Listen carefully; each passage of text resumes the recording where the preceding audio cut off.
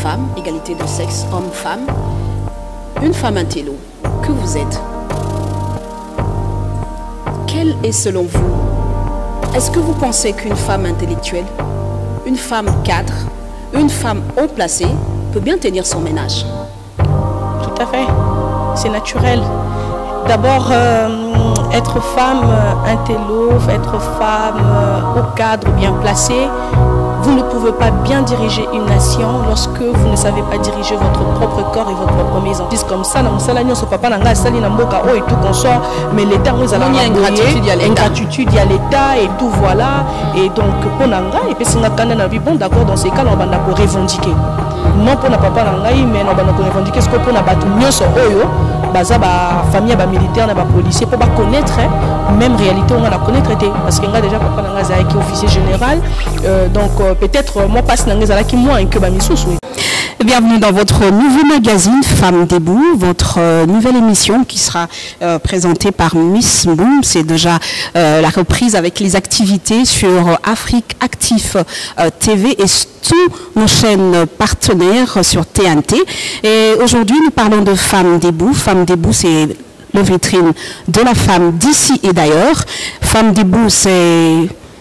Nous parlons de réalité de la femme congolaise. Nous parlons des problèmes que rencontre cette femme au quotidien. Et pour ce jour, nous avons choisi quelqu'un, une personne très particulière. Donc, je vais me tourner vers Poliana Mbunza Mabe, qui est notre invitée de ce matin, à l'occasion de cette journée de 8 mars. C'est donc avec Poliana Mbunza Mabe que je veux dire bienvenue sur ce plateau. Bonjour, merci Madame Mboumba. Voilà, c'est donc avec Madame Poliana Mbunza Mabe que nous allons nous entretenir au cours de ce 8 mars pour parler de défis à relever par la femme dans la société congolaise. Comme vous le savez, Madame Poliana Mbunza Mabe est en charge de 2 plateformes, en même temps coordonnatrice de l'ONG FEMAP qui s'occupe de familles, des enfants, épouse de militaires et des policiers. En même temps, elle se retrouve aussi dans la plateforme de la société civile dépendant de policiers et de militaires. Donc elle a double casquette. C'est donc avec cette femme qui se retrouve devant moi que nous allons débuter. Bonne fête de 8 mars tout d'abord. Merci pareillement Madame Boumba. Oui. Alors en un mot, que vous inspire le 8 mars? Au fait, le 8 mars, comme tous nous le savons, c'est la journée internationale de la femme. Et c'est une journée qui a été retenue pour que la lutte de la femme dans le monde, suite aux différentes discriminations, puisse être célébrée. Donc pour moi, c'est une journée de commémoration de cette femme lutteuse, combattante, qui a pu sortir de nulle part dans une société où il y avait plus de discrimination du genre. Et cette femme qui s'est démarquée de ça, et la journée internationale de 8 mars a été retenue pour toutefois célébrer cette femme, commémorer et aussi en même temps accorder l'opportunité à d'autres femmes dans de différentes sociétés à pouvoir faire entendre leur voix et leur cause. Voilà. Vous parlez de discrimination de la femme. Est-ce que vous pensez, depuis que ce mouvement de 8 mars où on a dédié cette journée à la femme, est-ce que vous avez l'impression que les revendications de la femme sont prises en compte?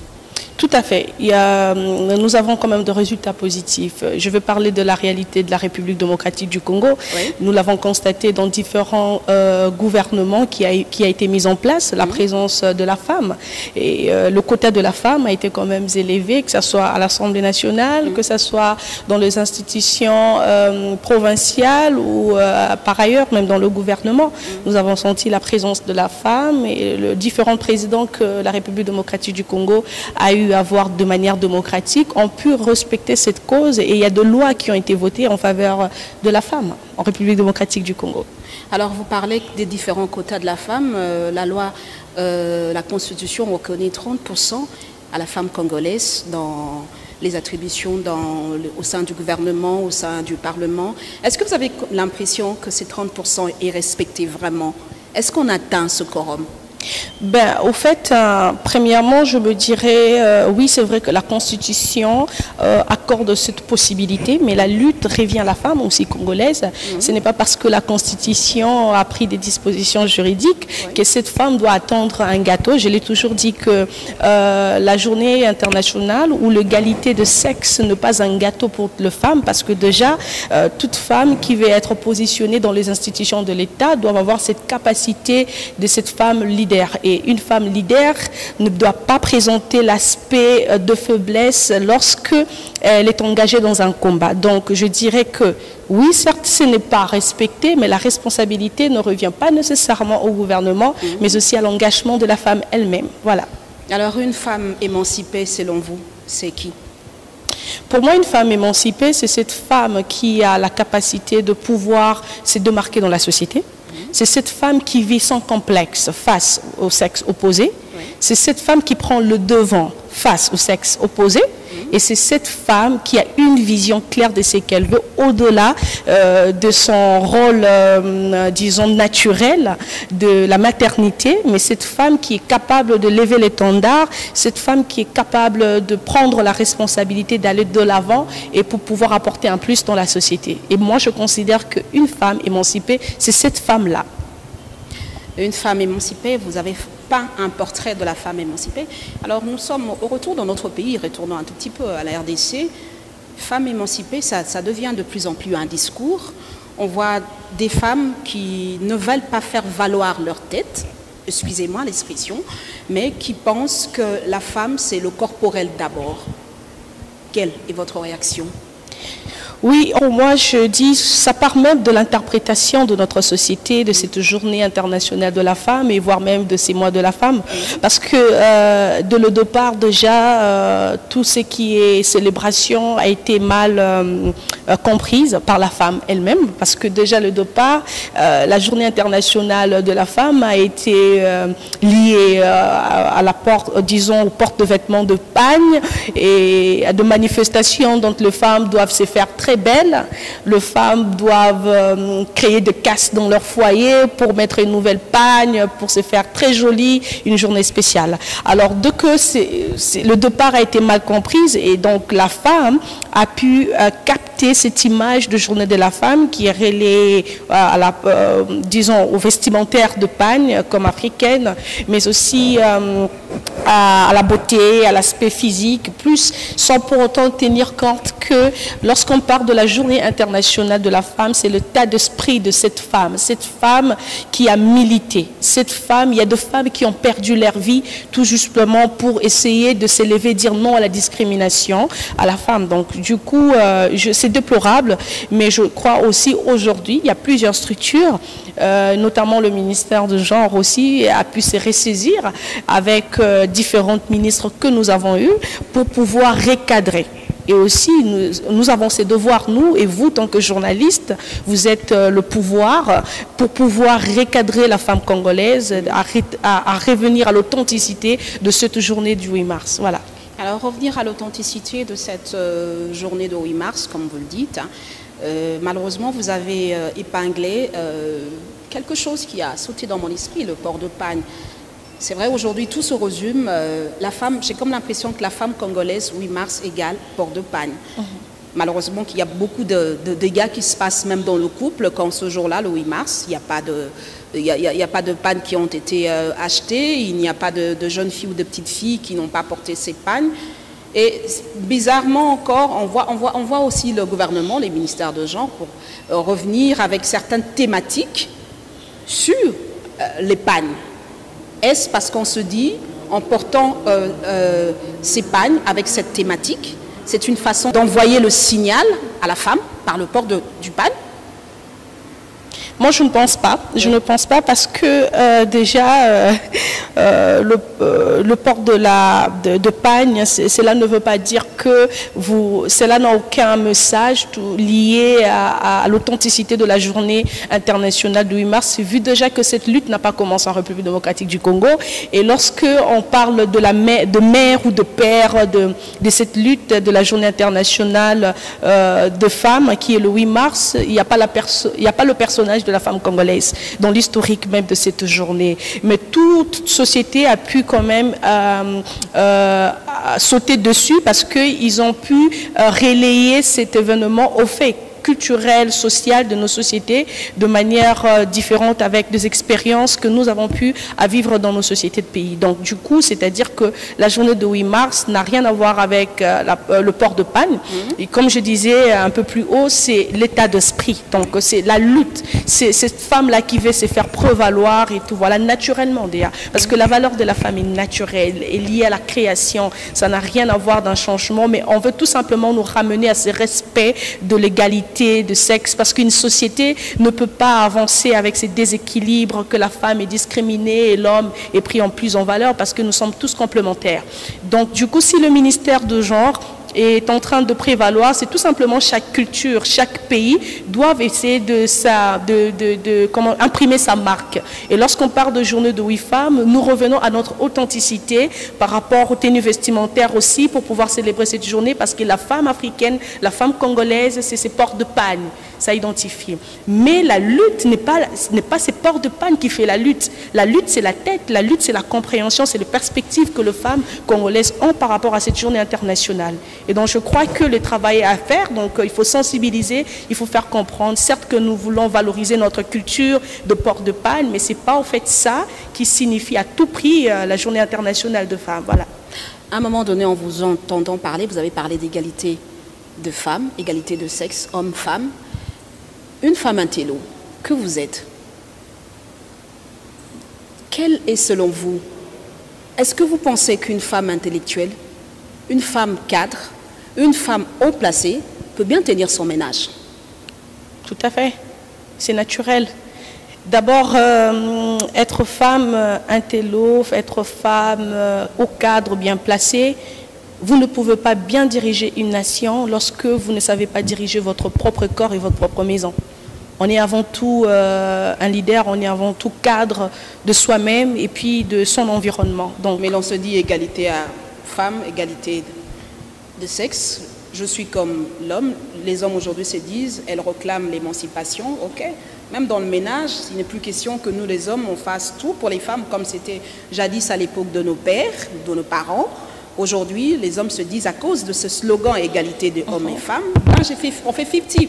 Moi, je mets 50, tu mets 50. Ben, si tu es plus élevé que moi, tu mets peut-être 75%. Moi, je mets 25%. Qu'est-ce que tu en dis en ce moment-là? Je m'aurais rectifié, la femme n'est pas plus élevée que l'homme. Oui. Je ne partage pas cette opinion et je ne partagerai jamais, ce n'est pas mon point de vue. Parce que quand on parle de l'égalité des sexes, ça n'a rien à voir avec la supériorité dans un couple. De par la nature, de par le principe divin, Dieu a voulu que l'homme soit bien avant que la femme pour non seulement la mater, non pour la mater, mais pour la compléter. Vous voyez? Donc c'est un principe divin et moi je ne peux pas corriger ce que Dieu a établi. Nous sommes complémentaires comme je le disais parce que l'homme s'est retrouvé seul et Dieu a compris que l'homme avait un déséquilibre et il a ramené l'homme à un profond sommeil pour créer la femme pour que l'homme se sente équilibré. Et donc ce n'est pas Dieu qui a dit voici la chair de ma chair. L'os de mes os, c'est l'homme. Pour ceux qui sont chrétiens, pour ceux qui croient et ceux qui ne sont pas chrétiens. Oui, pour ceux qui croient. Pour ceux qui ne croient pas, rien que la nature nous enseigne. Nous avons le principe de la dualité, il y a toujours deux choses qui doivent marcher ensemble. La femme est complémentaire de l'homme et cela ne veut pas dire que la femme est supérieure à l'homme. Mais cela n'empêche que la femme puisse faire de réalisation plus que l'homme. Parce que Dieu a doté à chacun de nous de capacités, de potentiel et c'est à chacun de nous de l'exploiter et de le mettre au service des autres. Donc voilà. Voilà, alors nous allons peut-être souffler juste un tout petit peu pour prendre notre seconde partie. Hein. Je rappelle que nous sommes dans notre émission Femmes debout, qui est une émission qui évolue aussi bilingue. Hein. Nous allons à un moment donné, ne vous en faites pas pour tous ceux qui nous ont écrit, Miss Mbou, Mezaka, français, à un moment donné, on va plonger aussi en lingala pour une meilleure compréhension. Je rappelle que sur ce plateau, on a reçu pour vous Poliana Mbunzamabe. Et en long et en large, dans cette deuxième partie, nous allons donner l'opportunité à tous ceux qui nous suivent, aux téléspectateurs, à ces nombreux internautes, de connaître que fait Poliana Mbunzamabe. Nous allons juste souffler un tout petit peu et puis reprendre notre seconde partie.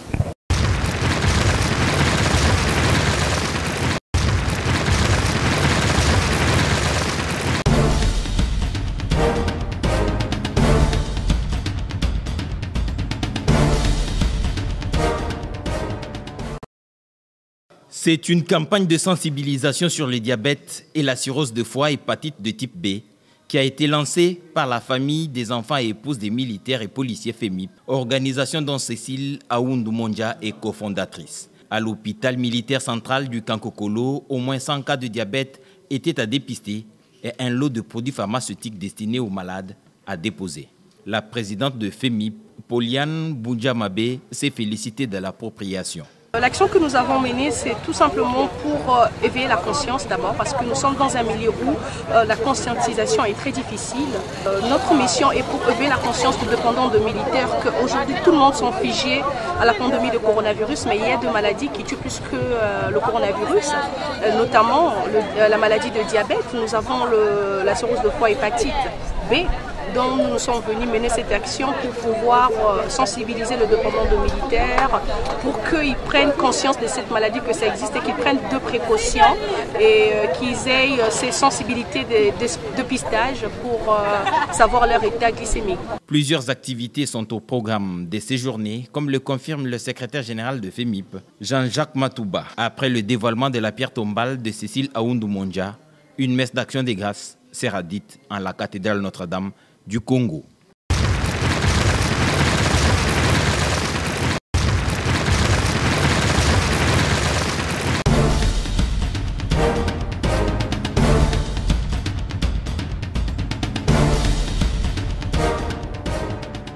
Voilà, de retour pour ce second partie de notre magazine Femmes debout qui continue sur les ondes Internet, mais aussi sur nos chaînes partenaires TNT. Je rappelle que nous, on a reçu pour vous ce matin Madame Poliana Bounjamabe, qui est une femme militante, une femme battante, une femme qui est à la coordination de 2 ONG, notamment le SOCI-DECOM, la société civile de dépendants des policiers et militaires, mais en même temps, elle est aussi coordonnatrice de FEMIP, qui est une ONG des familles des enfants des épouses de militaires et des policiers. C'est donc avec elle que nous nous entretenons ce 8 mars et c'est donc avec elle que nous continuons. Je retourne encore vers elle. Une fois de plus, peut-être Nalinga la boye malam mbalo. Merci maman. Merci maman. To banda kinayo elongo. Sika tolingi penza to yeba nazana émission na biso eza bilingue hein pona ba bazali kolanda biso. Pour une bonne compréhension et congolais mususu naninga tikela opportunité Poliana Bounjamabe ngale nazoka Bounjamabe Poliana Bounjamabe c'est la fille du général du feu général Bounjamabe. Oui, la fille du feu général Bounjamabe, bien sûr. Mais si particularité yo boy no olingi ka ko coordonner ba ONG o boy ki ko la tenu le ko la papa. Bon, esa vocation. Et sa vocation, là, tu as tenu juste parce que c'est peu là, tu as tenu, il faut une vocation aux militaires. Et puis voilà quoi. Et puis voilà quoi. Alors on te voit, on te sent très active un peu, Poliana, très active dans la défense de droits des femmes et enfants militaires, policiers. Pourquoi? Oui, c'est de par mon histoire. Je suis enfant de militaire. Oui. Et cette motivation m'est venue de nulle part. C'est venu de ma propre famille. Oui. J'ai vécu avec le militaire. Je suis née dans une famille militaire. Donc toute mon enfance, je l'ai passé dans le milieu militaire. Et j'ai vécu les difficultés. Et moi-même, j'étais victime des difficultés de la vie de carrière d'un militaire. Et donc, ceci m'a motivée à défendre ces catégories de personnes dont j'en fais partie. Voilà. Alors, yebisa biso nantozo ngano na lokoto lingala. Poliana, na katia FEMIP. ONG oyo kipaka basi pe bana. Ya ba militaire na ba policier. Betela biso non lisolo basi baza boni na kati. Et puis na nina yeba ba difficulté nini oyo za ko rencontrer na kati ya FEMIP wana. Et aventure wana et bandi ndengenini. Bon, d'abord il faut dire que aventure FEMIP et bandi n'a d'abord mineur. Et d'ailleurs na bandi liwana, je crois que parmi tant on a eu ça là d'abord parce que FEMIP peut connaître un peu bas changement et belé de par dénomination na yango, ne bandi to bandaka comme UNESCO. Union nationale des enfants de soldats congolais. Et après tant au sigle, il y a un organisme international où il y a UNESCO, il y a Nations Unies, il y a interpellé et pas un juriste, non, en tout cas il faut connaître le changement parce que sigle, il y a une organisation Nabino, ils allaient un peu correspondre alors il faut s'alémater, il faut reprendre en à zéro et tout justement on a lancé organisation juste après l'IOA Papananga. Déjà j'étais victime des injustices, il y a maltraitance, il y a responsabilité à l'État. Et donc, et ça l'a mis vraiment la motivation à Kanda. Oh. Voilà, et ça l'a mis la motivation à Kanda. Tant on a moni que non, en tout cas, pourquoi de l'injustice comme ça, dans ce papa n'a sali n'amboka oh et tout qu'on sort, mais l'État on a ingratitude, il y a l'État et tout voilà. Et donc pour Nanga et puis singa Kanda n'a bon d'accord dans ces cas on va revendiquer. Non pour na papa Nangai mais on va revendiquer ce que pour na batu nyonso oyo. Baza ba famille ba militaire na ba policier pour ba connaître même réalité on la connaître parce que nga déjà papa nanga za qui officier général donc peut-être moi passe nanga za qui moi que ba misusu et tout voilà alors dans ces wana ndi na ko lancer wana na bani na konkokolo et tout je m'en souviens fait colonel Diela mon anaye na kutani na ça na 2010 environ. Et à l'époque, gouverneur Ono Kimbuta Zalaki, mon année trésor Kimbuta, et avec trésor à Edenga Poto notarié et tout qu'on sort. Et puis, on a bandi moi par réunion, qu'on expliquer. Et tant on a comme ça là, Yango, on a comme on a l'autorité. L'autorité parmi les autorités, on a à l'époque, monsieur Vital Kamere. Le président Vital Kamera UNC, Ayambinga a corrigé de pliants Nangai, moi ma faute d'orthographe Ezalaki, a motivé à découvrir, à motiver. C'est une très bonne lutte à l'époque, Azalaki sous président Assemblée, alors on a déjà autorité morale à UNC. Avant on a créé UNC. Voilà, après on a créé UNC, a même pas contacté pour nous en communication et tout voilà et voilà. Donc c'est un peu ça. Donc tant où ONG a créé la motivation on a vivant. Et puis, na milieu militaire, puis policier, na moni qu'ils a pareil. Il faut apporter un changement. Et un changement, il faut le cadre légal, pour la batouana, pour un peu trouver consolation au gain de cause de la part du gouvernement. Et dans le départ, même si Zalaka, pour celui qui a versé son sang pour la patrie lui doit sa richesse. Oui, Kozongela. Voilà. Pour celui qui a versé son sang pour la patrie lui doit ses richesses. Et ça là slogan nabiso ya ibandeli wana tozui mutema ekoti epe makile panzani ezokoya na mabele donc ça là slogan nabiso de part à un certain moment ba bisinga non c'est trop révolutionnaire on a problème na ba konzi et tout voilà calmer un peu garder un peu aspect trop révolutionnaire na yo parce que on a la difficulté en compte à la bacan na garder parce que nous allons pas conseiller belé na garder aspect révolutionnaire alors on a qu'un aspect approche caritative et tout qu'on sort mais entre temps on a lancé message. Alors, Poliana, Nazana Motuna Mususu Ponayo, ça fait combien d'années que cette structure existe? En tout cas, c'est depuis 2010, donc déjà, Tozana a 11 ans. Depuis la structure, on a vu que exister. Et ces 11 ans, il y a eu un parcours, d'abord, il y a quoi acquérir plus d'expérience. Parce que on a bandaka na zaraboité on est dans solana expérience trop jeune expérience da bandi organisation j'ai 16 ans. Ah bon? Ouais, j'avais 16 ans. Et puis parcours expérience d'acquérir en gros au fur et à mesure tu avances sur le plan académique, tu avances sur le plan professionnel parce que j'ai commencé déjà après la mort de mon père en 2009. J'étais un peu plus révolutionnaire, je voulais un peu vivre. Tu t'es révolté un peu. Un peu révolté. Je voulais vivre librement, je voulais à tout prix m'affronter dans la société et voir même na contact na bakondi mususu ya armée sans que ba kenaza mona ya collègue na bango. OK. Na camouflé identité nanga, je les ai affrontés dans les affaires, je les ai affrontés dans les activités sans que ba identité nanga et tout. Et puis peut-être ba ko découvrir 4 ans après que je suis l'enfant de tel, je suis l'enfant de tel. J'ai caché toujours mon identité parce que je voulais comprendre qu'est-ce qui s'est passé dans ces milieux-là.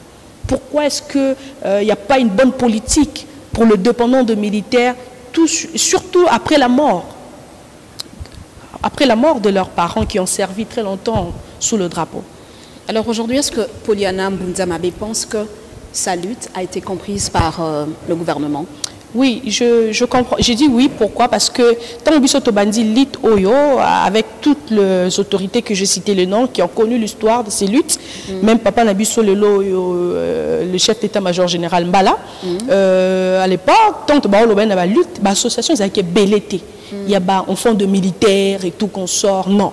Mais Lelo est comme belé, et puis tu vois, on a la liberté de passer aux médias.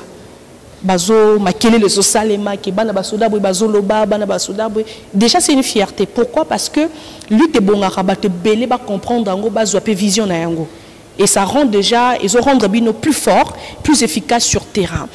Deuxièmement, aujourd'hui on sent même dans le discours des autorités, mais avec l'actuel chef de l'État, même le chef de l'État qui est passé na ba discours na bango ozomona que ba problématique et ba militaire ils ont mis en avant.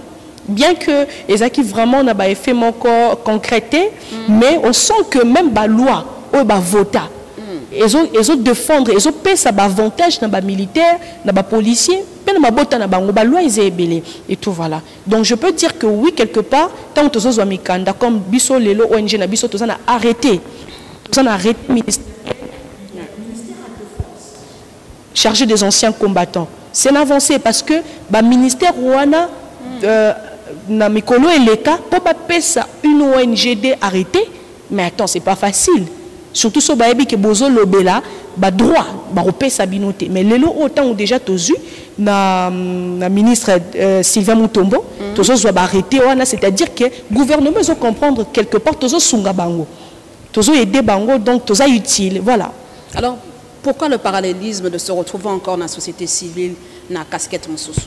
Voilà, société civile, disons, parce que nous parlons de droit civil. Tant que tu as une association ébélée, tu as une ONG. D'abord, une ONG, c'est une organisation non gouvernementale pour le développement. Nous attendons pas du gouvernement, mais nous apportons notre contribution auprès du gouvernement, place bango bazan la faille. Vous voyez. Tu as ça la étude que les autres commis organisation ébélée, association ébélée, groupe de réflexion ébélée, toujours dans le même secteur. Anciens combattants baza, retraités baza, banana bango. Donc on sent que il y a vraiment le besoin sur terrain. Alors tu qu'on le bac et là on est que ça là. Papa nabiso ancien combattant baza, maman nabiso veuve baza, il y a garde républicain baza, il y a policier baza, naval, terrestre tout. Donc groupe ébélé et puis dans toute l'étendue du pays. Tu qu'on t'a là, à part toza ONG, association sans but lucratif, mais tozali na problème. Moko ezali ko réunir biso nyonso ezali amélioration en conditions de vie. Il y a des dépendants, il y a des militaires, il y a des policiers, tout prise en charge, il y a des retraités, il y a des anciens combattants, il y a des veuves, il y a des orphelins na bango. En fait, lutte na biso eza commune. Nous avons une lutte commune eza na bakambo ils ont mettre biso ensemble. Tobi bon, l'association ko panzanate parce que loi ezali ko accorder la liberté associative. Toko sala tout ça là, tout sangana, puisque moko, tout créer méga plateforme, moko que bisonioso, toza et méga plus que toza déjà ba personnel civil. Tozo parler sur le droit civil, alors et quoi approcher biso plus na autorité même na ba proposition, vu que marqué que ba association mususu ya ba veuve ezalaka na kati, mais ba melaka bango. C'est beaucoup plus les enseignants, le professeur, donc tout, corps médical et tout. Bon, voilà, tout ça créé société civile, il y a des dépendants, il y a des militaires, il y a des policiers, des associations, société civile de dépendants, de militaires et de policiers. Donc, bisognon soto sangani, bisognon soto zana cahier de charge moko et tout. Et puis, il y a des individualités. Na les individualités, c'est pas Pauline Boudjamabe qui engage, bien que la vision vient de notre organisation, mais ça c'est quoi ONG de Mouteza engagées, pas les individus, mais des organisations qui sont réunies. Voilà. Alors, je crois que tout comme un Ngungamoko, un moment solennel, un moment où Femme Debout est allée chercher une personne, une surprise pour Poliana Mbunzamabe. Poliana va se tourner vers notre caméra, à côté de la caméra Nabiso, et à cause de la surprise wana. À cause de en fait, c'est qui? C'est une femme, c'est un homme, ben Poliana va le découvrir maintenant.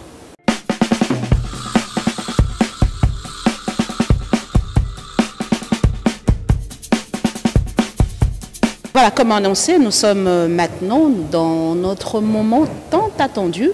C'est la surprise de Poliana Mbunzamabe. C'est une personne que je veux faire découvrir à Poliana.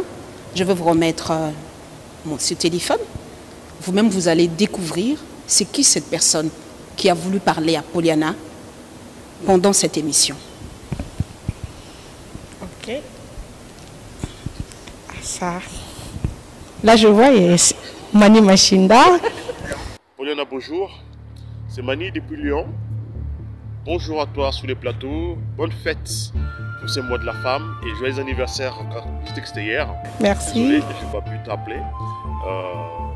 Je souhaite que les Congolais découvrent quelle femme tu es. Que les Congolais découvrent combien ils peuvent compter sur toi. Parce que tu es une femme intègre, comme on appelle en anglais strong lady. Une grande dame qui a une vision pour son pays, qui se bat pour la justice sociale, qui se bat pour les plus faibles, qui se bat pour que tout le monde puisse profiter enfin du pays. Je t'encourage dans ce que tu fais. Je suis très fier de toi et que nous avons encore beaucoup de défis à relever ensemble. D'ailleurs, je suis en train de m'entraîner tous les jours parce qu'il faut avoir encore ça dans un esprit sain pour relever certains défis qui demandent aussi de faire physiquement. Et prends soin de toi et continue ainsi. Je suis très fier de toi. Allez.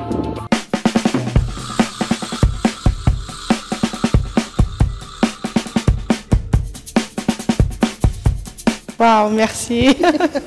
Waouh. Alors, quelle est votre réaction? Bien, je suis en même temps émotionnée, en même temps époustouflée. Donc voilà, Mani Machinda, c'est un jeune leader congolais, comme vous le savez. C'est quelqu'un que j'ai eu l'opportunité d'approcher. Oui. Et qui a non seulement le regard national de la République démocratique du Congo, mais qui a aussi un regard international de la politique et voire même national, régional et tout. Et tout au long de notre parcours, je me suis sentie très heureuse. Et d'ailleurs avec son épouse Angelina Machina. Et donc, on a eu à partager de moments une vision très particulière sur l'agriculture. Combien une si grande nation comme la nôtre peut se développer dans l'agriculture, mais aussi la sécurité, donc la défense et l'intérieur, et éventuellement voir comment accompagner la République à pouvoir retrouver sa place, l'espace international, régional, et à s'élever. Donc, quand je veux dire, c'est quelqu'un de très encourageant. D'ailleurs, c'est lui la première personne à m'introduire Télé 50, à m'encourager. Et Poliane, pourquoi tu restes toujours en arrière? En tout cas, il faut te booster, il faut aller à la presse, il faut que les gens t'aident. C'est quelqu'un qui croit en moi et je crois en lui. Et je crois que dans les jours à venir, il y a le meilleur qui attend pour nous dans l'espace de leadership de ces pays. Voilà. Voilà, donc c'était la surprise de Poliana Mbunzamabe. Vous avez suivi Mani Machinda, qui est un acteur politique de notre pays, un monsieur très ambitieux, Tout à fait. avec des projets pour la relance de l'agriculture de la RDC. Alors nous sommes de retour, nous cheminons petit à petit vers la fin de ce premier numéro de Femmes Debout qui vous a reçu. Alors je voudrais que vous regardiez notre caméra. Vous allez faire deux annonces, deux cris. La première, vous allez vous adresser, c'est vrai, à nos autorités, aux personnes qui vont suivre, de personnes de bonne volonté qui voudront vous accompagner dans ce que vous faites. Je rappelle que vous êtes coordonnatrice de FEMIP. Vous êtes là pour l'encadrement des femmes militaires, leurs épouses et des femmes policières. Vous vous donnez à fond dans cette lutte. Et peut-être que vous ne recevez pas beaucoup de la part du gouvernement. Je voudrais que vous regardiez ces internautes qui vont vous suivre de partout dans le monde, ces gens qui vont vous suivre à la télé, un SOS, un cri des cœurs pour votre organisation. Mais en même temps, je voudrais aussi que vous lanciez un message à la femme, à la jeune fille surtout. Donc déjà pour s'adresser au gouvernement, comme je dis, la FEMIP est partenaire du gouvernement. Si j'ai un message à lancer au gouvernement congolais, spécialement au chef suprême de forces armées, le président de la République, au ministre de la Défense, disons au Premier ministre actuel, Samalo Kondé, et ministre de la Défense peut-être à venir, ou au ministre de l'Intérieur, et au corps de l'armée et de la sécurité intérieure, disons la police. Mon message est de prendre en considération le programme que nous proposons. Déjà, tant que dépendant de militaires, il n'y a personne qui peut mieux parler de nos difficultés que nous-mêmes. Nous sommes mieux placés et nous ne sommes pas déjà adversaires du gouvernement, mais nous sommes partenaires du gouvernement. Notre devoir est d'accompagner le gouvernement à réussir pour ces catégories de personnes. Vous venez de voir l'incident qui a eu lieu à l'est de la République démocratique du Congo avec le décès de l'ambassadeur. C'est l'aspect sécurité qui compte de plus et qui a créé l'incident diplomatique. Et aujourd'hui, déjà, on peut mal coter la sécurité de la République démocratique du Congo face aux partenaires internationaux ou régionaux que nous cherchons. Donc, à ne pas négliger. Et on ne peut pas parler de la sécurité ou de la défense nationale tout en ne pas tenir compte de dépendants de ces personnes-là. Nous avons toujours dit dans notre organisation que les militaires et les policiers sont indissociables à leurs enfants et à leurs épouses. Donc, si la sécurisation sociale est bien prise en compte, il n'y aura pas de groupes armés qui vont se créer, il n'y aura pas de militaires qui vont être corrompus, de policiers qui vont être corrompus, parce qu'au moins ils sont rassurés que leurs femmes, leurs enfants sont bien pris en charge, et même lorsqu'ils ne vont pas être là, ils peuvent tomber sous le drapeau. L'État sera le parent de ces enfants et le mari de ces veuves-là ou de ces épouses-là. Donc c'est ça le message que je peux lancer. Et nous, l'ONG de FEMIP, nous n'attendons pas de l'argent du gouvernement. Nous sommes un organe technique, nous engageons nos experts, nous avons voulu accompagner l'État congolais. Nous avons des programmes que nous mettons à leur disposition et qui ne prennent pas en considération. Nous cherchons qu'ils prennent en considération ces programmes parce que ça serait une réussite, un quota de plus pour la République démocratique du Congo. Alors, si je veux lancer un message pour le 8 mars... Surtout à la génération de jeunes filles novellas qui sont accrochées devant les télés, tout ça. Si je vais annoncer ces messages à toutes ces femmes, moi je commençais la création de cette organisation à 16 ans. Donc, c'est-à-dire que j'étais encore adolescente, mineure, et j'ai affronté. Et à 16 ans, j'ai rencontré M. Vital Kamere. À 16 ans, il a corrigé mon dépliant. À 16 ans, il m'a sollicité d'être dans la communication de l'UNC lorsqu'il a créé, bien que peut-être qu'il n'était pas en connaissance de mon âge réel, mais c'est ça mon identité. Donc, lorsque nous lisons les histoires de Victor Hugo étant différentes personnes qui ont marqué l'histoire, ils ont commencé ces luttes en étant mineurs. À 14 ans, 15 ans, 16 ans, on peut faire quelque chose, on peut changer le pays. Nous ne devons pas tous attendre du gouvernement. Nous devons créer aujourd'hui avec la loi OHADA, nous devons créer. On peut commencer quelque chose à 16 ans. On ne doit pas focaliser notre avenir à suivre Novelas, à rester branché sur Canal+, passer toute une semaine sans pour autant lire ne fût-ce que le petit revue magazine, prendre connaissance ne fût-ce que d'un livre. C'est inadmissible pour une jeunesse qui doit faire la relève de demain.